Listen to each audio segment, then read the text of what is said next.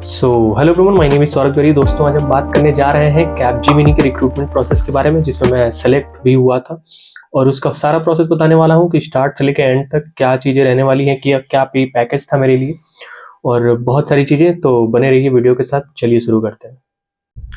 तो दोस्तों, मेरा जो कैपजेमिनी का प्रोसेस था वो बहुत ही ज़्यादा सिंपल था। बेसिक 4 राउंड उन्होंने लिए थे।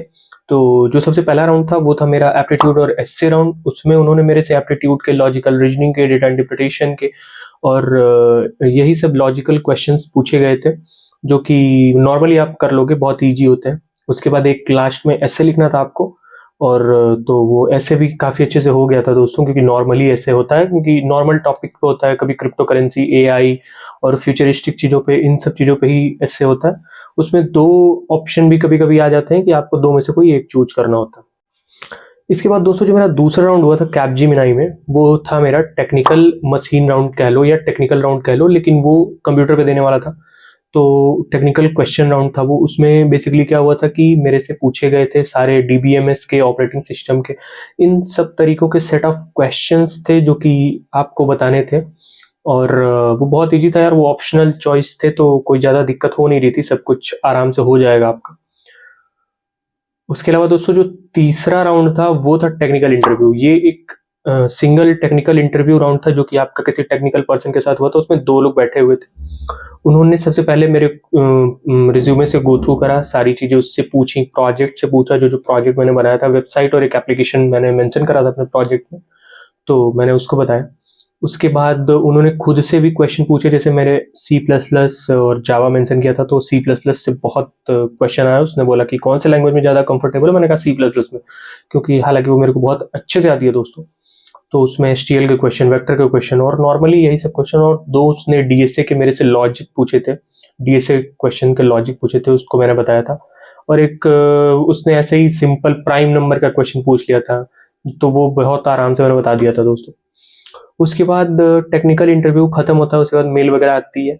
इसके बाद दोस्तों, जो लास्ट राउंड था मेरा वो था एचआर इंटरव्यू। एचआर इंटरव्यू बहुत ही ज़्यादा इजी होता है दोस्तों, कुछ नहीं होता है उसमें। बस नॉर्मली उसने पूछा था कि आप क्यों ज्वाइन करना चाहते हो, ये वो फलाना दिन था। और नॉर्मली थोड़ा बहुत उसने पैकेज के बारे में बताया था और सारी चीज़ें करी थी, रिलोकेशन की बात करी थी। हाँ, उसने कुछ टेक्निकल क्वेश्चन भी पूछे थे, बट वो कुछ इतने भी ज़्यादा टफ नहीं थे कि आप उसका सोल्यूशन दे नहीं पाओगे। तो बहुत ही ज़्यादा इजी प्रोसेस रहा दोस्तों। उसके कुछ दिनों के बाद मेरे को मेल आई कि आप सेलेक्ट हो चुके हो। तो ये मेरा कैंपस प्लेसमेंट था। मैं जिस कैंपस से पढ़ रहा था, चंडीगढ़ यूनिवर्सिटी से, ये वहाँ पे था मेरा। तो कोई बहुत ज़्यादा तोप नहीं था, बट ठीक है दोस्तों, अच्छा था। मैं उसमें सेलेक्ट हो गया। उसके बाद हालांकि मैंने उसको ज्वाइन नहीं किया दोस्तों, मैंने ज्वाइन एक्सेंचर किया हुआ। तो मैं अभी वहाँ पे सॉफ्टवेयर इंजीनियर हूँ। तो यही था यार कि 4 राउंड हुए थे मेरे, एप्टीट्यूड और एसे राउंड और टेक्निकल क्वेश्चन राउंड, एक टेक्निकल इंटरव्यू और एक एचआर इंटरव्यू। ये 4 राउंड में सारा कैपजेमिनी का प्रोसेस जो है, रिक्रूटमेंट प्रोसेस, वो खत्म हो जाता है दोस्तों। तो दोस्तों, मेरा ऑनेस्ट एक्सपीरियंस यही है कि कोई बहुत ज़्यादा टफ इंटरव्यू नहीं था। हाँ, किसी किसी के लिए हो भी सकता है। तो आप बेसिक इसके लिए एडवाइस यही देना चाहूँगा कि आप अपना जो सिंपल लॉजिकल रीजनिंग और ये सब तरीके की जितनी भी क्वेश्चन होते हैं, जो इंटरव्यू के लिए, जो टेक्निकल फील्ड में जो रिलेटेड होते हैं, उसके लिए आप एक प्रैक्टिस कर लो। सेट ऑफ क्वेश्चन आपको यूट्यूब पे मिल जाएंगे। उसके अलावा आप दूसरे राउंड के लिए तो बड़े आराम से नॉर्मल डीबीएमएस रिवाइज कर सकते हो, ऑपरेटिंग सिस्टम के नॉर्मल क्वेश्चंस पढ़ सकते हो, ठीक है। और बेसिक लैंग्वेज क्वेश्चन थे। और उसके बाद टेक्निकल इंटरव्यू में तो सीधा सीधा आपका आधा टाइम तो आपके रिज्यूमे से गो थ्रू करने में, उस पर ही क्वेश्चन बनाने में और सारी चीज़ों में चला जाता है। तो कोई बहुत बड़ी चीज़ नहीं थी। एचआर इंटरव्यू तो आप निकाल लोगे अगर आप इतना तक पहुंच जा रहे हो और कॉन्फिडेंट हो। हाँ, आपको हर चीज़ में कॉन्फिडेंट रहना है दोस्तों, और यही है सक्सेस। और थोड़ी नॉलेज भी होनी चाहिए उसके अलावा। तो दोस्तों, यही था मेरा ऑनेस्ट एक्सपीरियंस कैपजेमिनी का, जिसमें मैं सेलेक्ट भी हो चुका था, बट मैंने ज्वाइन नहीं किया, ठीक। तो आई होप दोस्तों कि आपको ये वीडियो बहुत ही अच्छी लगी होगी। अगर आपको ये वीडियो पसंद आई तो आप अपने उन दोस्तों के साथ शेयर कर सकते हो जो कैपजेमिनी में जाना चाहते हैं, जिनकी ड्रीम कंपनी है, या जो उसके रिक्रूटमेंट प्रोसेस में बैठे हुए हैं। तो थैंक यू दोस्तों, मिलते हैं अगले वीडियो में।